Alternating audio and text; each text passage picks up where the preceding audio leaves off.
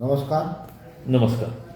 आज आपल्यासोबत advocate Shivaji Kamble sir आहेत, प्रदेश सचिव समाजवादी पार्टी तसेच चर्मकार संघटना जी आहे त्याचे प्रदेश अध्यक्ष आहेत. गेल्या 30 वर्षांपासून ते सामाजिक कार्यात अग्रेसर आहेत. तर त्यांच्याकडून आपण सध्याची जी परिस्थिती जिल्हा परिषद पंचायत समिती इलेक्शन आलेले त्या बाबतीत चर्चा करू. नमस्कार सर. नमस्कार.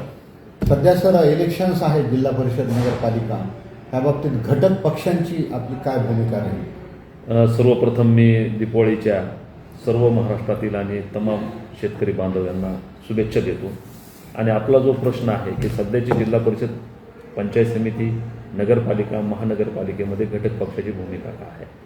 भारतीय जनता पार्टी वगळता जे इतर पक्ष आहेत जे की सातत्यानं लोकशाही मार्गानं लोकांच्या हितासाठी आणि लोकांच्या कल्याणासाठी सतत काम करत असतात, सक्षम असणारे जे पक्ष आहेत या इतर घटक पक्षांना विचारात न घेता त्यांची हेळसांड करत आहेत. ते एक निवडणुकीमध्ये फार मोठं घटक पक्षाला अपयश येण्याचं कारण आहे. ओला दुष्काळ पडलेला आहे सर. वारंवार सरकार स्टेटमेंट देते, परंतु अजूनही अनुदान शेतकऱ्यांना मिळालेलं नाही. अतिशय वाईट परिस्थिती. ह्या बाबतीत आपलं काय मत आहे? आज दिवाळी चालू आहे. आज दिवाळी साजरी करीत असताना गेल्या 1 महिन्यापासून सरकार सातत्यानं सांगत आहे की अनुदानाची रक्कम तुमची पडली, मिळेल, तुम्हाला पैसे जमा होतील. पण अद्यापही शेतकऱ्यांची दिवाळी अंधारात आहे. आणि उद्या जे पैसे पडणार आहेत, आज दिवाळी अंधारात गेली आणि जे मिळणारे पैसे सुद्धा किती मिळणार आहेत ते हसण्यास्पद किंवा ते एक शेतकऱ्यांची थट्टा केल्यासारखे पैसे शासन टाकेल असं वाटतं. सोयाबीनसाठी खरेदी केंद्रही नाहीत सर. कारण आपण आंबेजोगाई परिसरात अनेक ज्वलंत प्रश्न मांडलेले आहेत. आपला सिटी स्कॅनचा आहे आपण प्रश्न, त्याचबरोबर इथले तीर्थस्थळं जे आहेत, आपला तुमचा काळवटी तांडा त्याच्या उंचीचे प्रश्न, तर आपण पहिल्यापासूनच कार्यरत आहात. तर हे सध्याचं हे रिसेंट जे आहे ते सोयाबीनसाठी खरेदी केंद्रच नाही. त्या बाबतीत आपण आपली एक पक्ष म्हणून किंवा एक सोशल वर्कर म्हणून काय भूमिका आहे? आपण जर बारकाईने जर विचार केला की लोकशाहीमध्ये ज्यावेळेस जनतेचं शोषण चालू होतं त्यावेळी जनता रस्त्यावर उतरल्याशिवाय राहणार नाही. आता हे जनतेचा संयम संपत आलेला आहे, शेतकऱ्यांचा म्हणजे संयम संपत आलेला आहे, बेरोजगारांचा संयम संपत आलेला आहे. भारतीय जनता पार्टीच्या काळामध्ये ज्या दृष्टिकोनातून ज्या अपेक्षेनं लोकांना या सरकारला मतदान केलं होतं त्या पूर्ण अपेक्षा फेल गेलेल्या आहेत. आपणास असं म्हणायचं का की राजकीय पक्ष शेतकऱ्यांच्या प्रश्नांपासून दूर आहे, फार बेरोजगारी? हो. 2 प्रश्न मुख्यानं जे भेडसावणारे आहेत की आता सोयाबीन जे काही आहे गेल्या वर्षीचं आणि आता जे काही शेतकऱ्यांना मिळणार आहे त्या सोयाबीनला खरेदी करण्यात जे सरकारनं जे हमी भाव दिला त्या हमी भावाच्या पेक्षा कमी भावानं विकलं जाणार आणि सध्या सरकारचे जे केंद्र आहेत अद्याप सुरू झालेले नाही. म्हणजे एकूण हे शेतकऱ्यांची पिळवणूक आहे. दुसरी गोष्ट, बेरोजगारीचा प्रश्न जर घेतला तर या सरकारच्या काळामध्ये ज्या शैक्षणिक व्यवस्था जी निर्माण केलेली आहे, जिल्हा परिषद शाळा जवळपास 15,000 शाळा बंद पडत आहेत. सामान्य माणूस जगू शकत नाही. अशा परिस्थितीमध्ये खाजगी शाळेमध्ये LKG UKGसाठी लागणारा खर्च बघितला तर 50,000 लाख रुपये खर्च आहे. 11वी 12वीचा जर विद्यार्थ्यांचा प्रश्न बघितला तर 1,00,000-2 लाख रुपये खर्च आहे.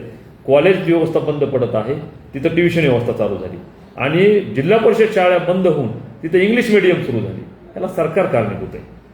आंबेजोगाई जिल्हा प्रश्न, बुट्टेनाथ तलाव, तसंच काळवटी तांडा, उंची, हे प्रश्न आपण पहिल्यांदा मांडलेले. तर आता आपलं म्हणजे आपण एक मोठ्या पदावर आलेला आहात, महाराष्ट्राचे पॉवर आहे आपली, हॉटलाईन आहे तिथपर्यंत, तर आपण पहिल्यापासूनच कार्यरत आहात. पण अशा परिस्थितीत आपण एवढे जे प्रश्न मांडलेले आहेत त्याचं काहीतरी निराकरण करण्याचा आपण प्रयत्न करतात, तर ह्या बाबतीत काय आंबेजोगाई जिल्हा?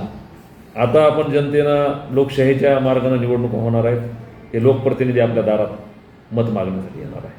आपण त्यांना एवढंच विचारावं, गेल्या 25 वर्षामध्ये या शहरामध्ये आणि या जिल्ह्यामध्ये अंबाजोगाई जिल्ह्याचा प्रश्न असेल तर या लोकप्रतिनिधींनी किती जागरूकतेनं तो प्रश्न मांडलेला आहे. बुटेनाथ तलावाचा प्रश्न असेल, या ठिकाणच्या लोकप्रतिनिधींनी किती जागरूक पद्धतीनं तो मांडलेला आहे.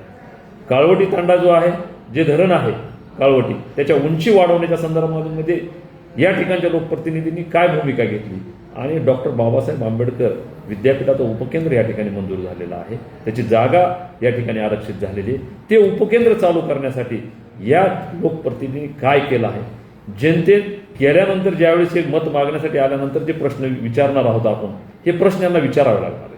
ओके.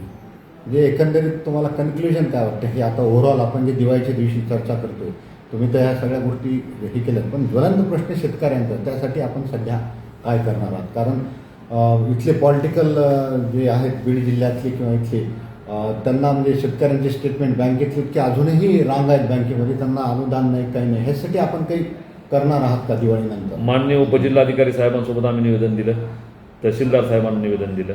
त्यावेळेस आम्ही त्यांना कळकळीने विनंती केली की साहेब या ठिकाणचे शेतकरी फार अडचणीत आहेत, आपली रक्कम पडणं गरजेचं आहे, पण त्यांनी अद्यापही ती रक्कम दिलेली नाही.